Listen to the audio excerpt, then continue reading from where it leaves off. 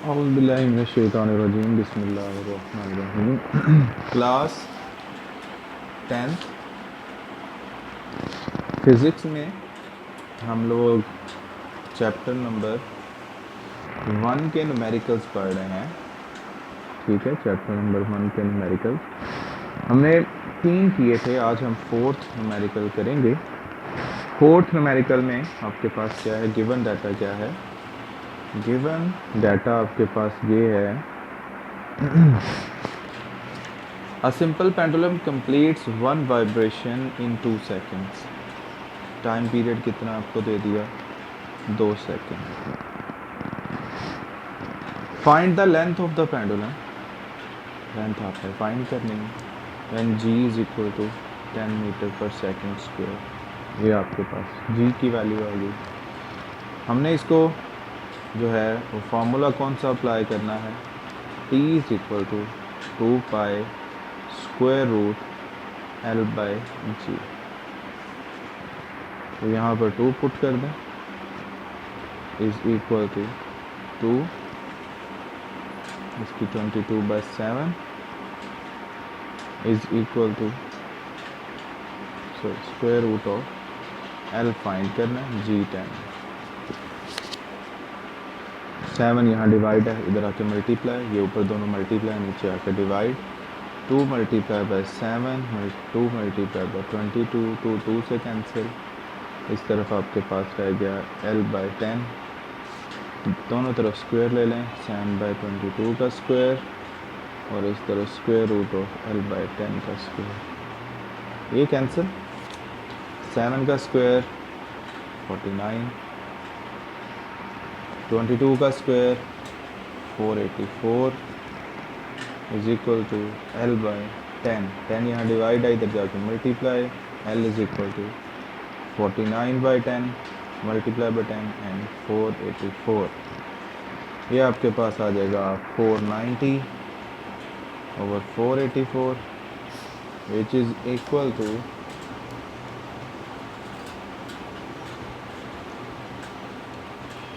1.10 metre. ये आपके पास, इसको आप 1.01 मीटर आपके पास आंसर आ गया।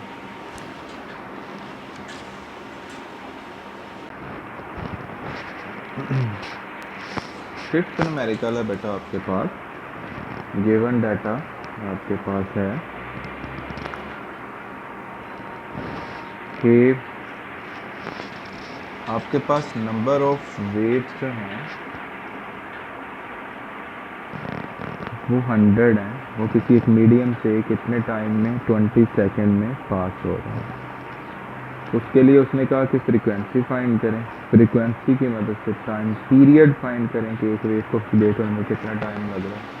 और आखिर में उसने आपको ये कहा है कि अगर वेव की जो लेंथ है वो 6 मीटर है, वेव लेंथ को लैम्डा से शो करते हैं, तो कैलकुलेट द वेव स्पीड, आपने फिर एंड पे v फाइंड करना है।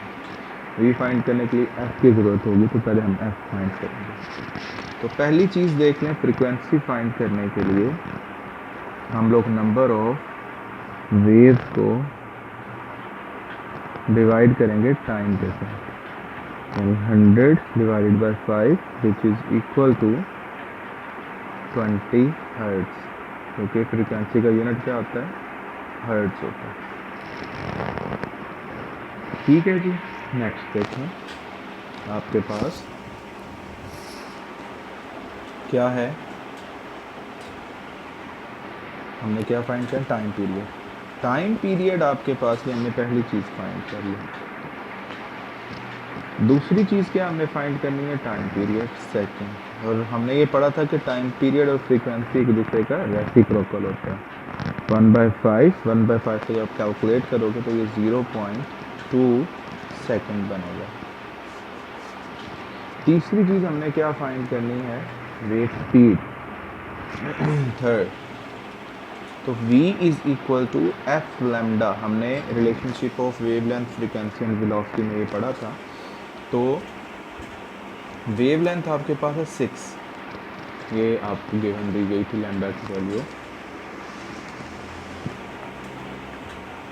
6 और फ्रीक्वेंसी हमने कितनी निकाली है,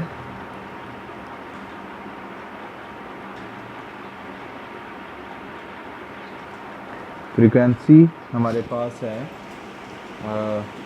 20, लेकिन अगर हम फ्रीक्वेंसी की जगह पर 1/t पुट कर देते हैं तो हमारे लिए और आसान हो जाएगा।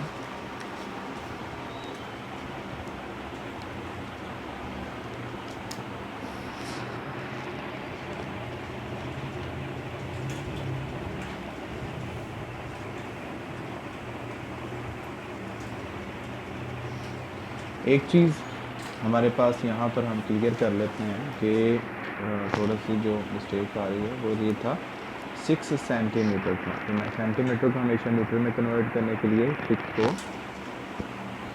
डिवाइड करते हैं 100 के साथ, तो ये मीटर में चला जाएगा which is equal to 0.06 metre.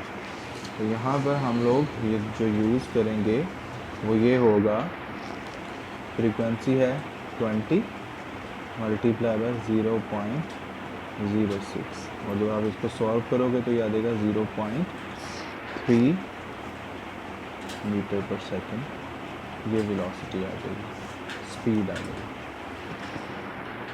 6 वाला न्यूमेरिकल देखें class 10। A wooden bar vibrating into the water surface in a ripple tank has a frequency 12 Hz और जो इसकी वेवलेंथ है लैम्डा की वैल्यू है वो है 3 सेंटीमीटर। इसको जो आप मीटर में कन्वर्ट करोगे 3 divided by 100 which is equal to 0.03 metre. Find हमने क्या करना है, what is the speed of v हमने फाइंड करना है, तो सेम वही formula v is equal to F lambda. F आपके पास है 12, लैम्डा आपके पास कितना है 0.03, इनको मल्टीप्लाई कर लें, ये आपके पास बन रहा है 0.36 मीटर पर सेकेंड। ये आपका आंसर।